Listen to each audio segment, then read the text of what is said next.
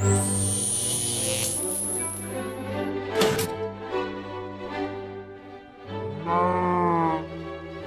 guys, Gnembon here and welcome to 15th episode of Fun Farms. Today I prepared for you something essential for every Minecraft world, something that you have requested in the past. A general hostile mob farm that should be very easy and cheap to build, have decent raids, shouldn't ever break, and allow for easy expansion and customization.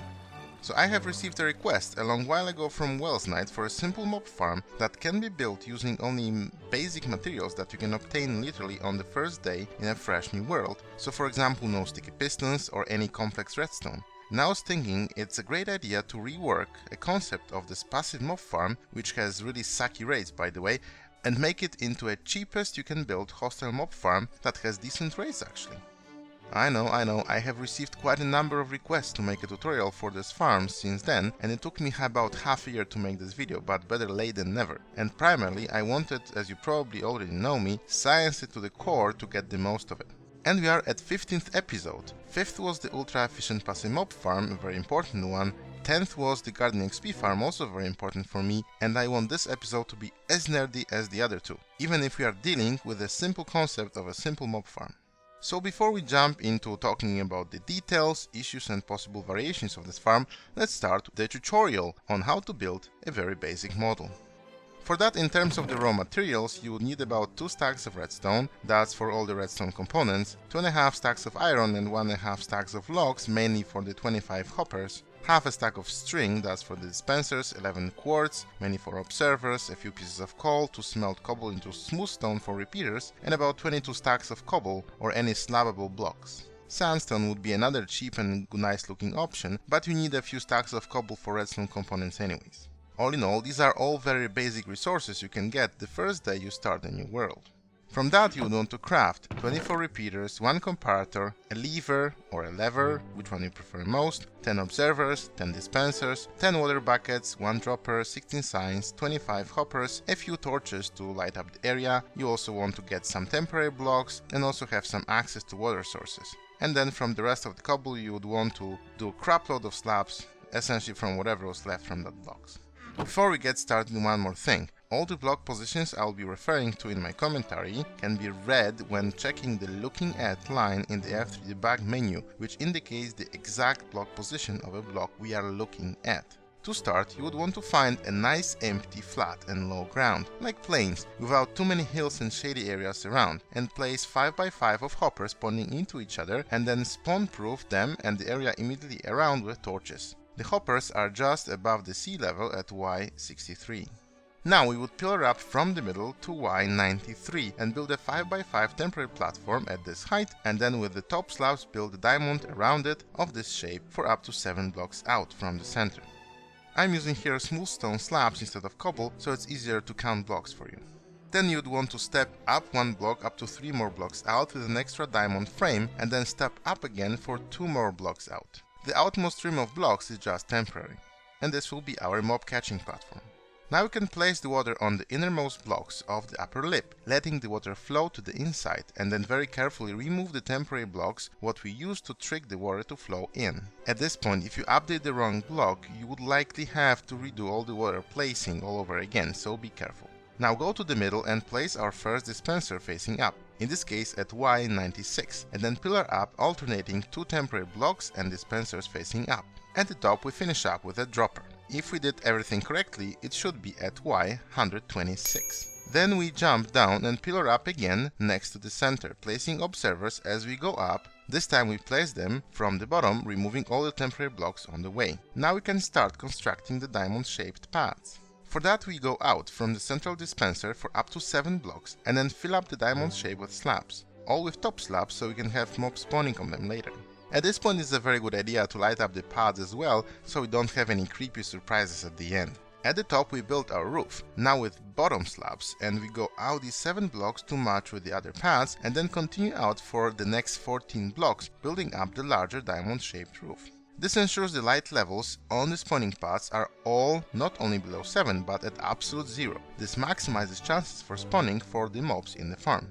After that, we come to the middle and fill up the 2 wide strip of slabs on the roof with the full block so we can place our clock, with 24 repeaters on full delay going in a circle with a comparator on subtract mode.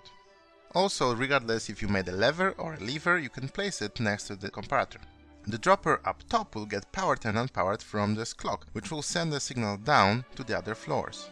Now is the time to go back, and it's the best moment to place water buckets into the dispensers. At the bottom, we just need to place signs on the inside of the 5x5 opening, allowing water to overhang for 1 block, allowing mobs to swim more to the center. This helps a lot with dealing with the spiders. And this most basic version of the farm is now complete. To make an access to the most optimal AFK spot and to the on-off switch, build an elevating contraption. In this case, I used a ladder next to the farm and reached the optimal AFK spot, which will be at block at Y190, standing directly on top of the middle of the farm, and please use transparent blocks to get into the middle of it. This ensures that even at nights, mob can only permanently spawn in our farm, while other mobs, while still can spawn, will automatically despawn, making way for the mobs in the mob farm, allowing us not to worry about lining up any caves and terrain around the farm. Okay, so one good tip at the end I forgot in the tutorial. Once it's all done, it's good if the default state of the paths is flooded, so we don't have any mobs hanging around. For that, you would want to reverse the state of the dispensers, and you can do it by quickly replacing the top dropper. So now we won't have any mobs when the farm is off because all the paths are flooded. So what's good about this design? First of all, as I mentioned at the beginning, it uses pretty much minimum redstone. It's only a clock up top and a dispenser tower in the middle to toggle the water sources, and that's it. Since the spawning paths span only a single reach of water block without stepping down, the water dispensing and releasing is fast and paths are not that complex. Unlike in some other designs where water sources from different buckets can merge, like in Mambos or Snow Crash's mob farm, here it is pretty much impossible to mess up this farm. Even if we end up having some loading and unloading issues, the worst can happen is some platforms may flip the water the other way around, but it doesn't matter at all since all spawning paths act independently. You can, even if you want, alternate the water triggers, and we can do it per floor just by placing a redstone torch next to the dispenser.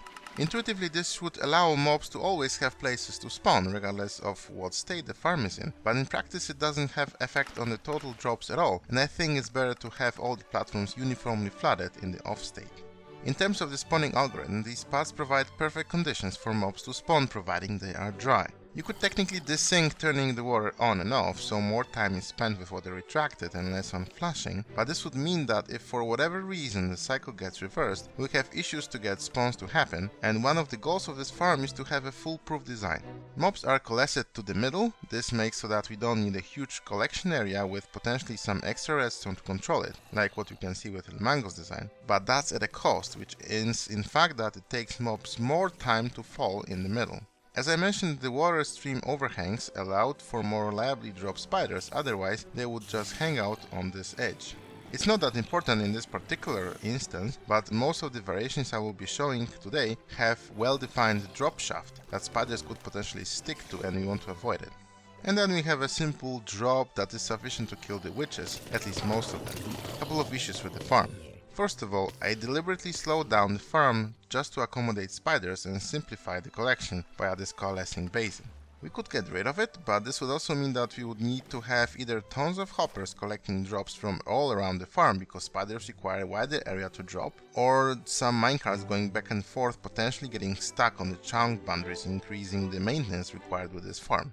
I will be talking later about the raids in details, but in this shape the farm will produce about 7,000 to 8,000 drops per hour, so about 2.5 double chests of stuff. But this is far from the theoretical limit of this farm, meaning it's better to think about this tower as a unit of the design which can be repeated for more drops, for up to 22,000 drops per hour, and with some modifications up to 35,000 drops per hour.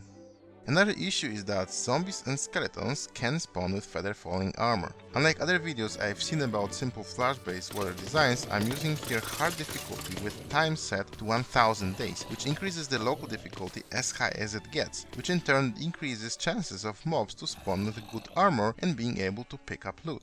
Skeletons are not so much of an issue as they will despawn, but zombies, if they survive and manage to pick up some random junk, will stay forever unless manually killed by a player.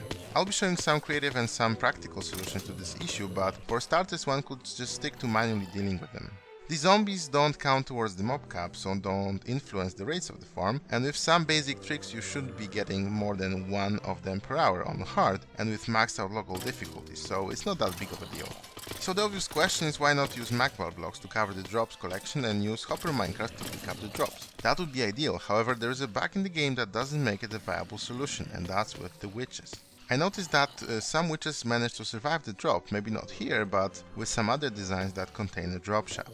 They shouldn't survive in the first place, but I've seen some of them doing it, probably because they were pushing each other while falling, which was messing around with their drop height, or they were pushed inside the wall of the drop shaft which would reset their fall. The bug is that if a witch is under a potion effect, and it will be always under fire resistance while standing on magma blocks, it won't despawn and still counts toward the mob cap, so decreases the capacity of the farm. Now they will despawn once the player moves more than 128 blocks away from them, which makes this bug useless, for example in mob switches, but it's bad enough so using any fiery death traps is not a viable solution. It's easier to deal with half-dead zombies than bugged out witches at this point. If a witch survives a drop on regular non-fiery hoppers for whatever reason, it will eventually despawn. To make them die 100% of the cases, we would need to increase the drop height significantly, which would limit number of spawning paths we can have and decrease unnecessarily the total rates of the farm, just to accommodate these rare occasions of a witch surviving a drop. All in all the issues I just mentioned with some mobs surviving are not detrimental to the performance of the farm. I just wanted to signal them and show why using a plain drops on a few hoppers is a good idea for a killing method, at least for the start. You could also ask why not to build even more spawning platforms just to have more spawning spaces, especially if the farms still have potential mob cap capacity, or why you were so particular about Y levels of certain blocks in the farm. And that's because of how spawning algorithm works, which links the spawning chances with the number of subsections of a chunk with non-transparent blocks, or in short, how high the roof of the farm is located.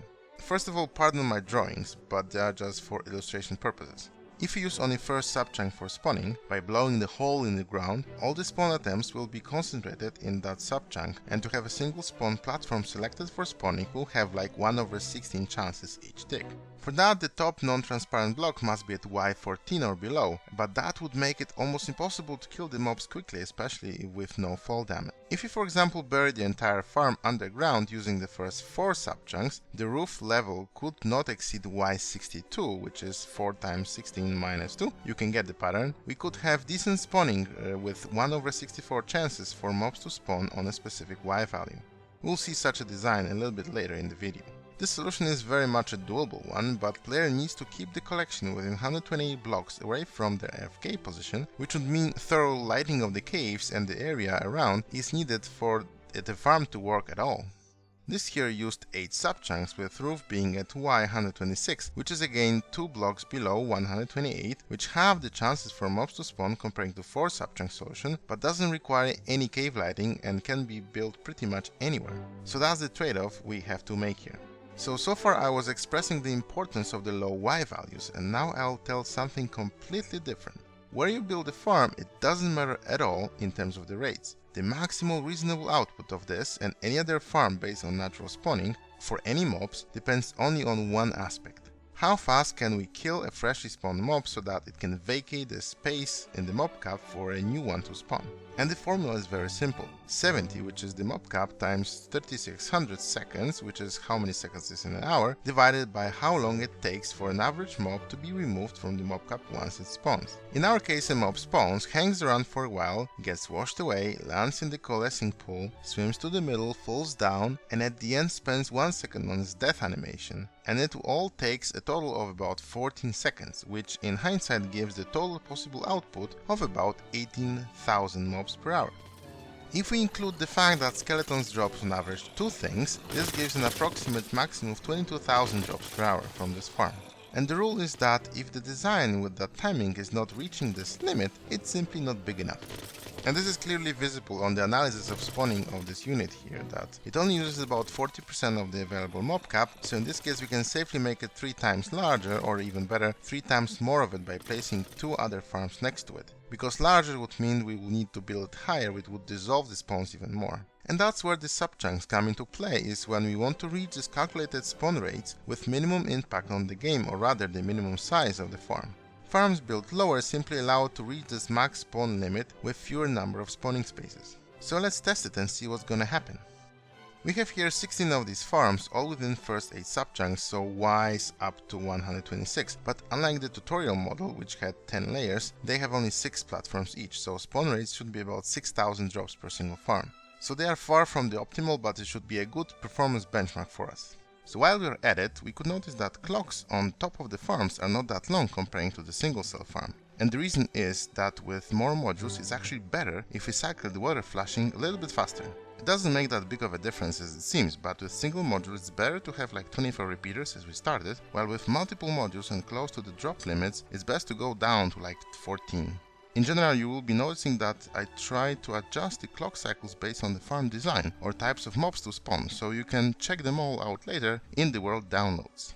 We have also an AFK position for a player that loads properly all the 16 of these modules. So what I've done here is to run a 1-hour test with more and more farms turned on and collected the results. The stuff I'm tracking are total number of items drops, as well as a bunch of very important statistics from the spawn tracking report from the carpet mod, namely the spawn situation, mostly when mob cups are full, so no spawns can happen, or the spawn fail rates and the average number of mobs in each tick, and then I plop this on this graph.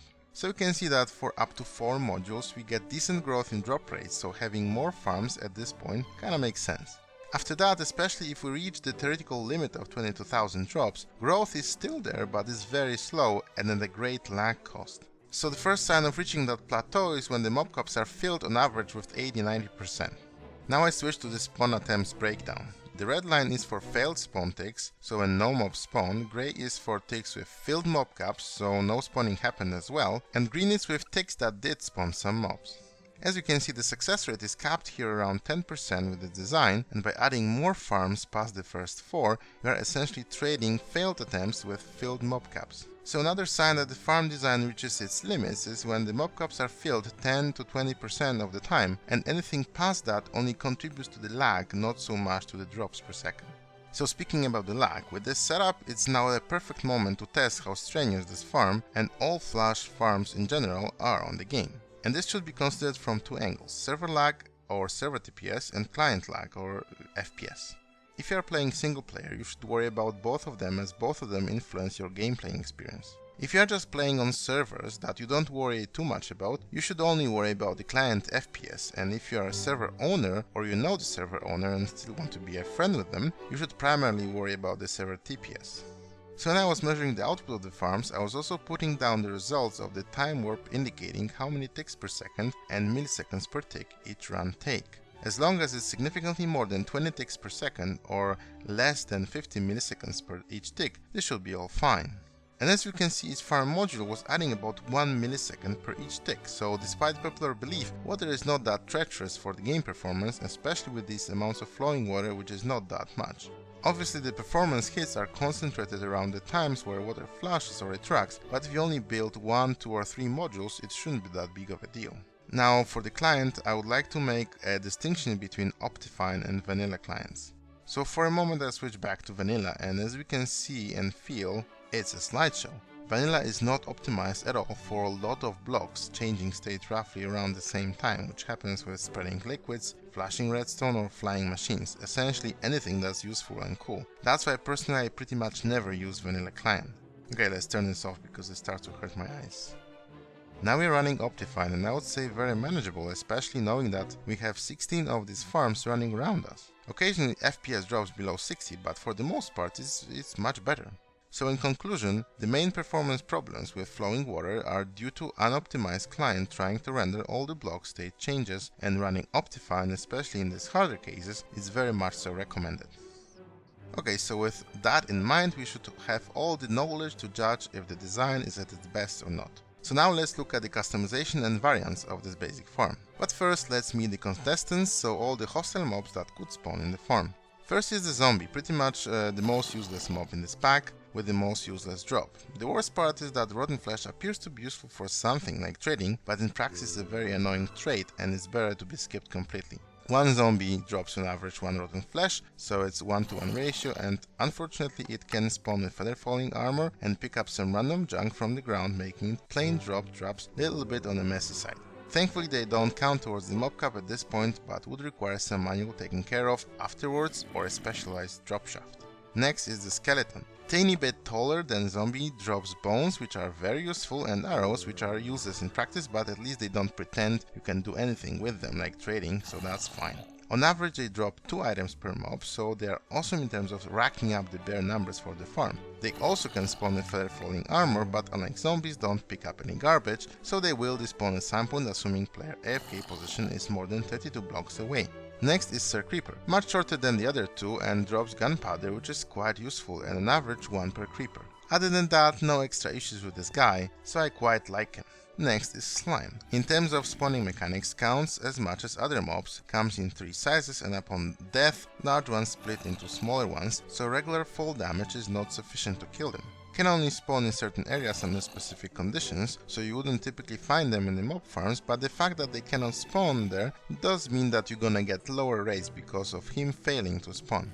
Last from the big 5 list is the spider. It drops string 1 per mob, which is also I think the most convenient way of obtaining wool. Not only it gets much wider than 1 block, but can also treat any vertical surfaces as having ladders, causing tons of issues with the farm design. Most of the trade-offs that are made with hostile mob farms are due to these guys, so if we decide not to spawn them, the killing design gets much simpler and the farm can obtain much higher rates just thanks for them not spawning. So if we don't need strings for some reason and we want a simple farm to harvest other goodies, blocking spider spawning might be a good idea. So these 5 mobs constitute the main group of mobs that spawn in hostile mob farms, but we have several other mobs that can, much rarely, spawn in the farm. First is the Enderman. It's 3 high tall, so requires spawning platforms to be spaced further apart, and has certain antipathy toward the water, but with some care we can get them to spawn as well, which might be a sufficient source of ender pearls without the need of building a separate Enderman farm in the end. However, the pearl drop will be small. Not only they spawn rarely, but they drop on average only half a pearl per mob, but it should be pretty easy to get a few hundred ender pearls per hour with this as well. Next is the witch. Has the same size as zombies but has a higher health, so witch supporting farm needs some extra drop length. It drops low amounts of redstone, glowstone, sweet stone, spider eyes, glass bottles and sticks. There's one problem with them though. It is that the bug I was talking about, which them not despawning while being under a potion effect. So that would be it, but there's one more mob we cannot forget about that may cause some issues in a few situations. It's an ocelot, and it may spawn in jungles, and since have been placed with the same pool as hostile mobs, if we spawn-proof all the perimeter with lights only, or by moving above the ground, they may start spawning as well, likely outside of the farm. It's not super important or anything, but it may cause some annoyance, and it's part of the hostile mob crew, so I thought I would just mention it as well.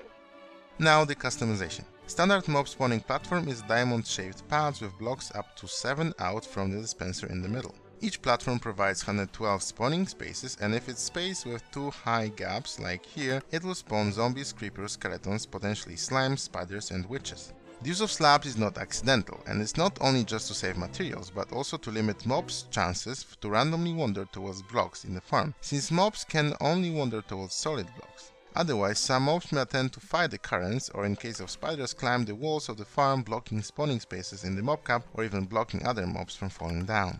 By increasing the distance between the platforms, we can also have endermans to spawn like so. I just added a little extra observer in the line to increase the reach, so that would be one way of doing it.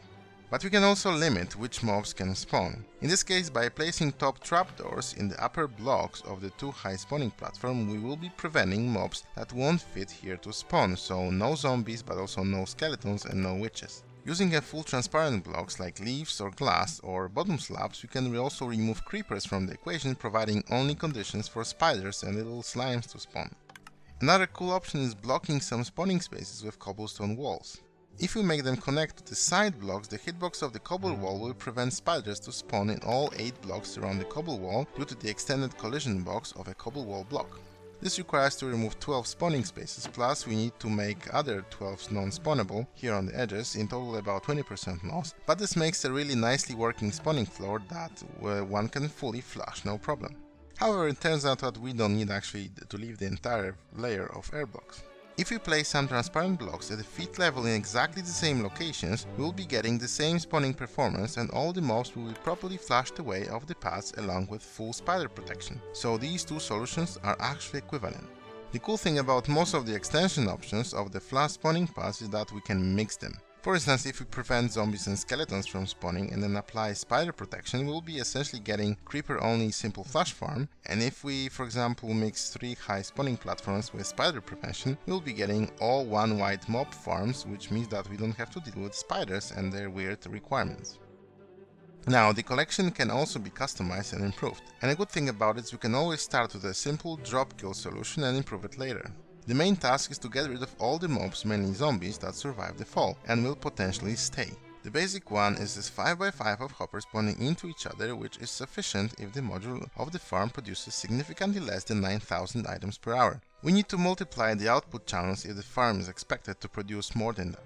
So for example, we require 2 output lines with, for example, 15,000 drops per hour, 3 for 20,000 drops per hour farm, or for example 7 if we are expecting 50,000 items per hour. You can do the math.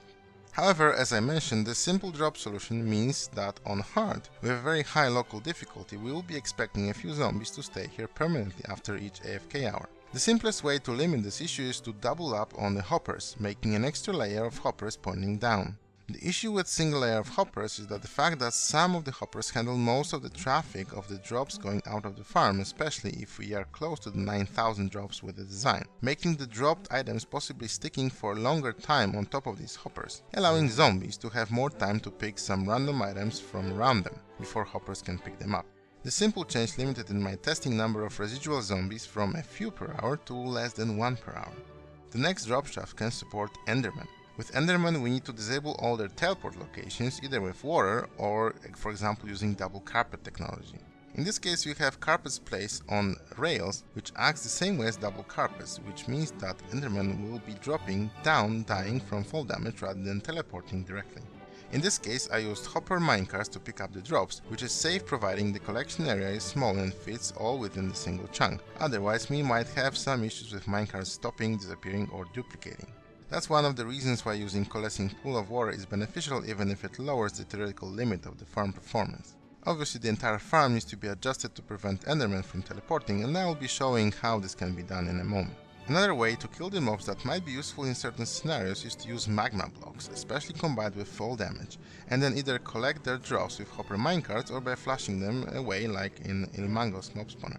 As I mentioned at the beginning, the main issue I have with it will be witches. If they survive, they won't be able to despawn with time due to a bug, while still counting towards hostile mob cap, which will be decreasing the pool of mobs of our farm. Since witches don't have any feather falling abilities, it might be possible to almost 100% prevent them by increasing the drop height, but for that we will be trading off spawning platforms, so in my opinion, for the performance and lag reasons, it's better to use different solutions. All in all, it's a good option if we have a zombie filter installed, which will prevent witches from spawning as well, and we have smaller number of mobs to kill as well. Filling up a larger area with hopper minecarts might be a frustrating experience, as they will eventually start pushing each other, but there is a systematic way of doing it. For that, we have to determine what is the default direction of the minecarts falling after removing rails below them, and then do the minecarts in lines in this direction. First we need to drop every other one like so, and then to prevent others to push each other, drop the other half all at once, for example using pistons. This way all the minecarts in this line won't be able to push each other in the direction they face, and it turns out they won't do that also in the other directions as well.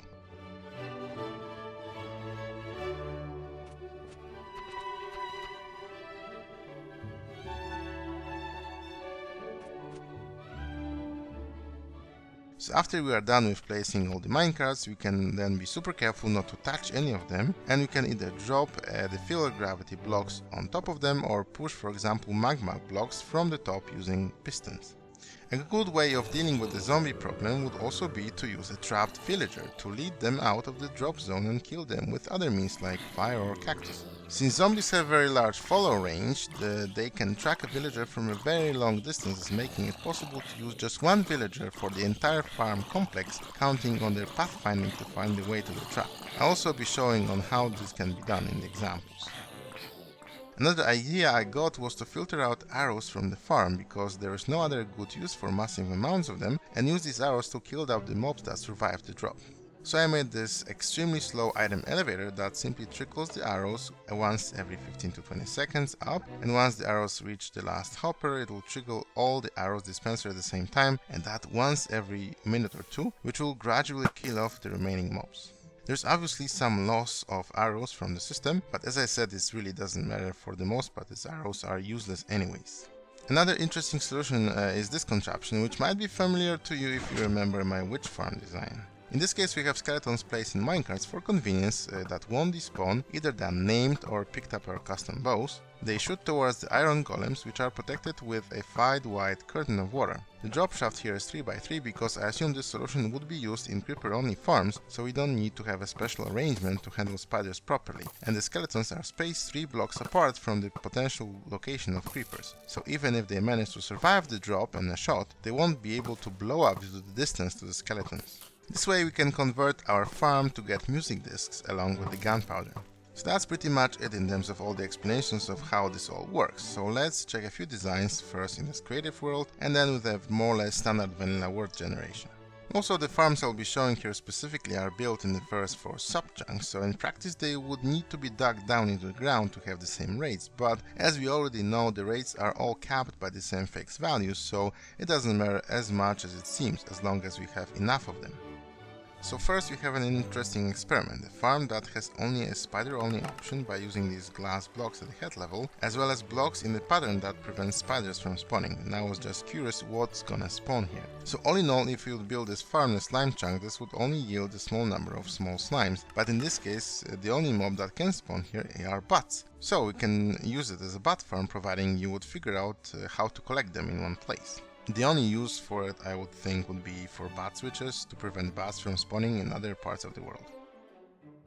Here we have a standard all mob farm modules. The walls are representing where you would need to dig around if you are not building it in the middle of the air.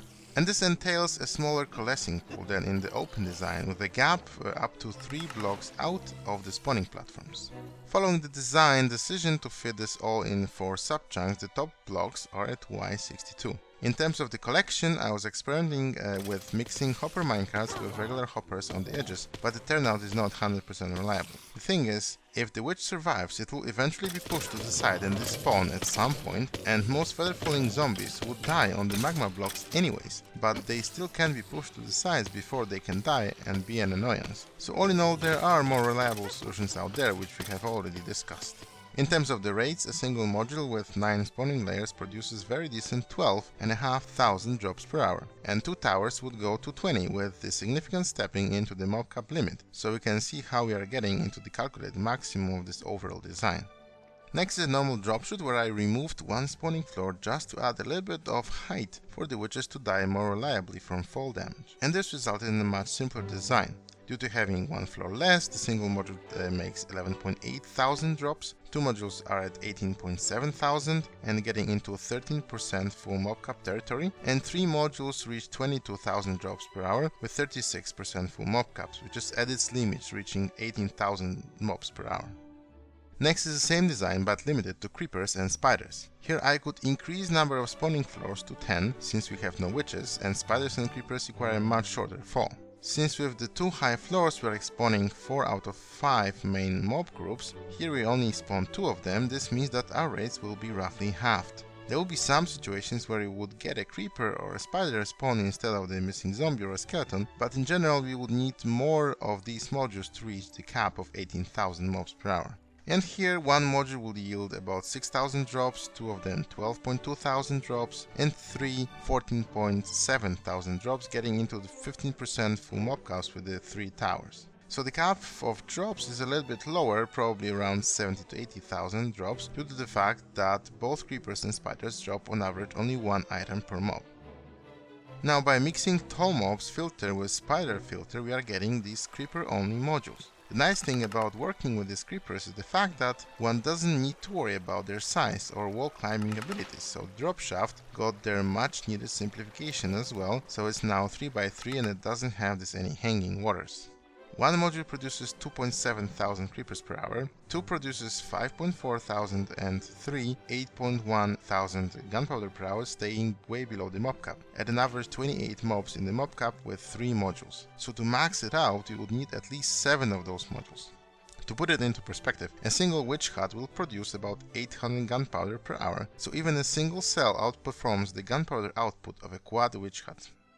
All in all, by removing potential spawns, we are increasing creeper content by about 15% or 20% each time. With general mob farm, we are getting about 2400 gunpowder per module, 3000 with creeper and spider farm, and here we are down a little bit again to 2700 due to the fact that the spawning paths have fewer spawning spaces. But since the design of the farm having changed, reaching about 18,000 mobs dead per hour, all creepers, is possible if you fill the mob cap with them.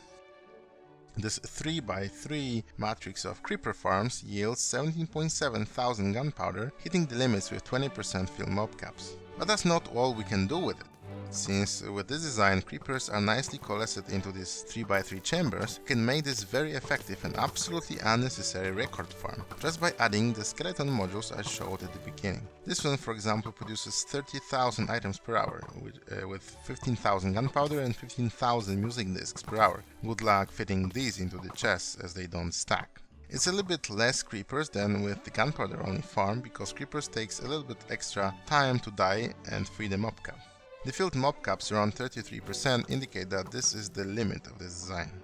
So here I was also experimenting with a more compacted design with 5x5 collection chamber. All skeletons have power 5 bows and creepers are dropped from a bit lower, so we could add 2 more layers, but this resulted in a marginal improvement of 3,300 gunpowder and 3,300 discs per hour, just from this one module.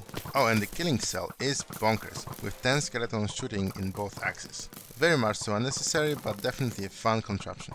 The other way we can improve the creeper farm, or in general no spider farms, is by reducing the main limiting factor, which is the speed of killing them. The good thing about not having spiders is that we don't really need the coalescing dish below to have a simple solution without using tons of hoppers or crazy redstone timing to control it, very much like in Little Mango's design of a hostile mob farm. Since creepers fit in a 1 block space, we can simply make a 1 wide drop shafts right where they fall of the spawning paths and collect their drops by running hoppers around these modules using simple zigzags of hoppers.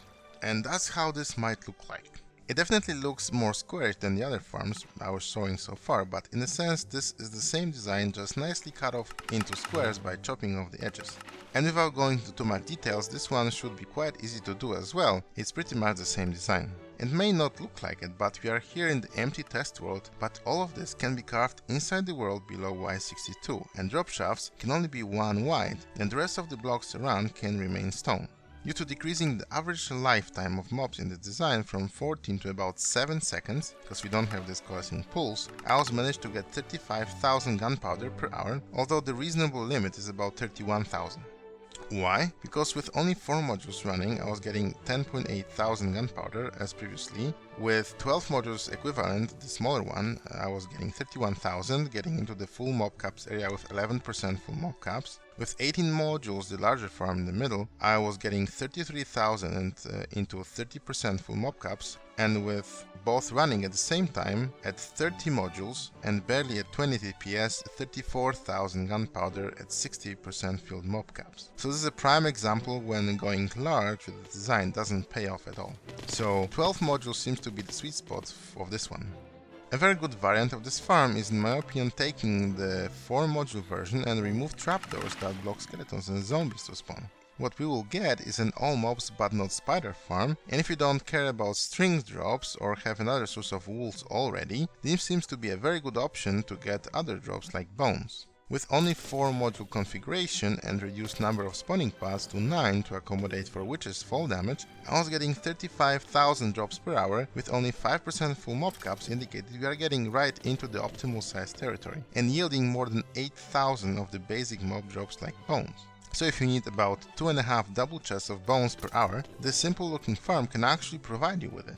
Also, while we are at it, we can notice a really nicely looking feather falling zombie cleaner in the form of a single villager protected and attracting stray zombies from all around the farm. This shows that with the zombies' large follow distance, in most cases you need just one villager to clean up all the issues for you.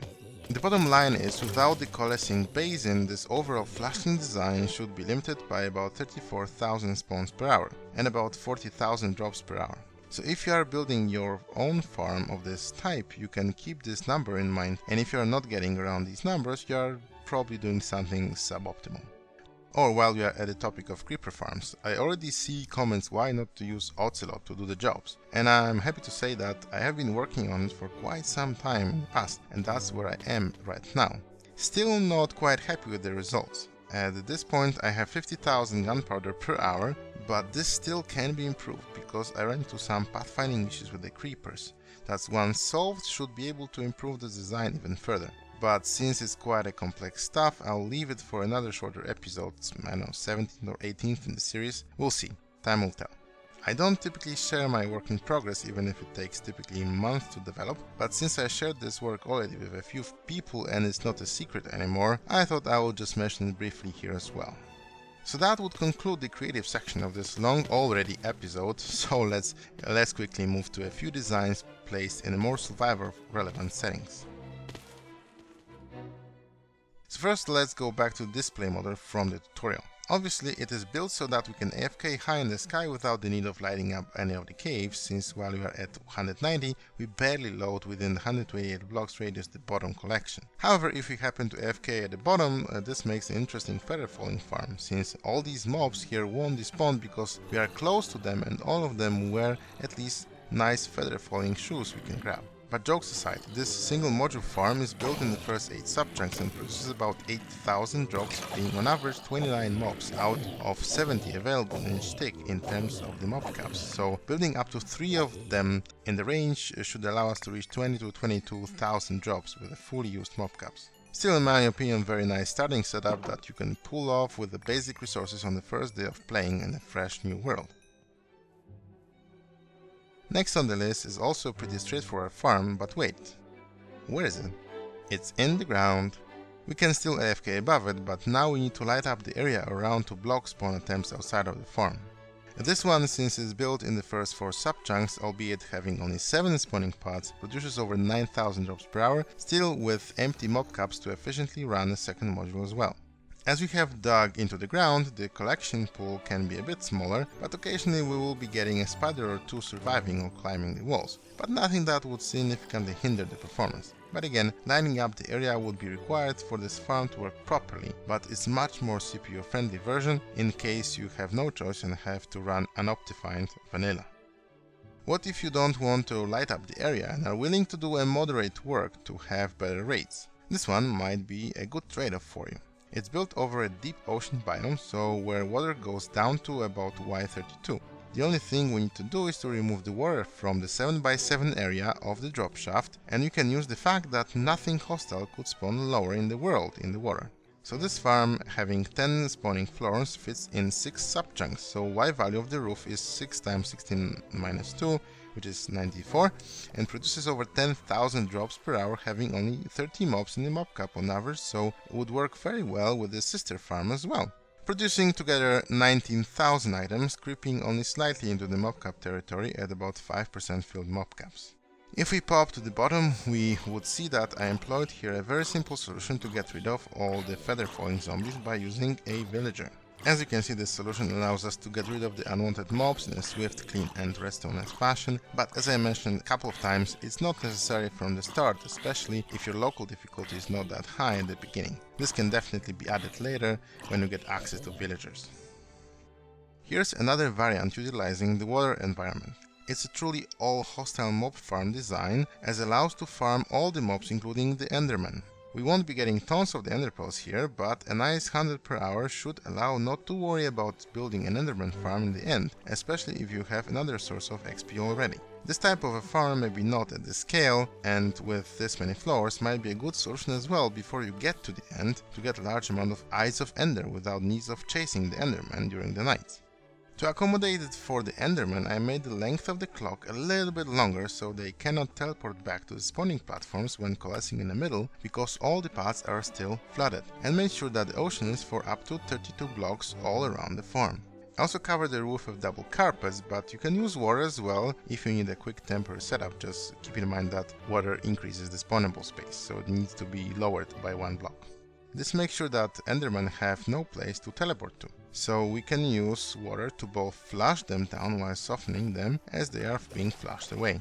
Also, the drop shaft needs to meet Enderman specifications as they have the most health. At the bottom I use Enderman anti-teleport collection system with rails, carpets and minecarts, making sure all the tracks fits in the same chunk. Despite using a very long drop, we can still get some feather falling zombies, so I installed the arrow-based solution to get rid of them. This uses about 400 arrows per hour, which don't have much use anyways. All in all, I went ham with the number of spawning platforms, reaching 11,500 drops, but it would be much smarter to build it in a dual configuration, even a little bit shorter, reaching this promised 20,000 drops, including about 200 ender pearls per hour. And before we end, 2 more crazy ideas. First is this creeper and slime only farm. Since we are not getting even remotely close to the mobcast with creepers only, I built this one based on the magma killing method, so the creepers can take their sweet time to die. But as expected, we are not getting into the mobcap limit territory even with this farm. This one would provide us with full double chests of gunpowder per hour and allow by my experiments of building 2 more of them for a total of 10,000 gunpowder. And since this one is built in the slime chunk as well, we are also having mediocre 50 slime balls per hour. Slime spawning is very reduced overall, and we'll be getting only the smallest slimes with this farm, so that's why. But if you like to farm only the green stuff, that should work for you just fine. And the last design is this one. This one is also built in the bottommost 2 sub-chunks and have only 7 spawning pods, but produces over 20,000 drops utilizing the fact that the killing happens in the Nether. Spawned mobs, which include slimes, as this one is built on a double slime chunk boundary, are pushed to the portals in the middle, very much so like in the passive mob farm from the very beginning. I made sure that all the portals fit within the same quarter chunk, meaning that we are only utilizing 1 portal location for all these portals. And by flushing all the mobs often, we are almost 100% certain that we are refreshing this portal location all the time, so we are not getting these lag spikes of doom connected with sending entities through portals. Since we are using portals, this saves greatly on the time mobs stay in the overworld, so this farm, while producing already 20,000 drops per hour, sits in about half of the mobcap range, allowing to have potentially second farm of this sort in the overworld next to it with the shared collection area, which just needs to be able to handle about 40,000 drops per hour. Interesting thing, here we have 7 paths in 2 sub-chunks, so about 22% chances for a successful spawn, but going into the 3rd sub-chunk with 5 more layers, we will be having only 25% chances for a successful spawn, so only marginal improvement, so definitely not worth the increase at all. In the Nether we have a simple 5x5 area of chunks chunk-loaded from the center chunk, so mobs can move and die in the center chunk even without player presence. And I made sure that all the collection happens in this chunk for the same reason. Obviously, thanks to the chunk loading, we only need AFK in the overworld, so this farm is also perfect for a single player world. But this also means that portal linking, especially low in the world, might be tricky to do within 400 blocks away from this farm area, since we are elevating mobs from the bedrock level in the overworld to the death height here in the Nether. But the cool thing we can do if we play with other people is we can remove this portal while the farm is still running, and thanks to the quirks with portal caching, we can actually still have the mobs going through this removed portal, providing the farm keeps spawning mobs, and I think it looks pretty cool. So that was it guys for today. Sorry for a longer episode, I'm starting already losing my voice. It might have been quite a bit of stuff to chew, but I think you should be able to build and customize your own farm based on what I've shared with you today, no problem. I hope you enjoyed the video, and if you did, don't forget to leave a like, and next time, I promise, it's not gonna be that long. Anyways, if you still have a question, leave them in the comment section below, and see you in the next one. Bye bye!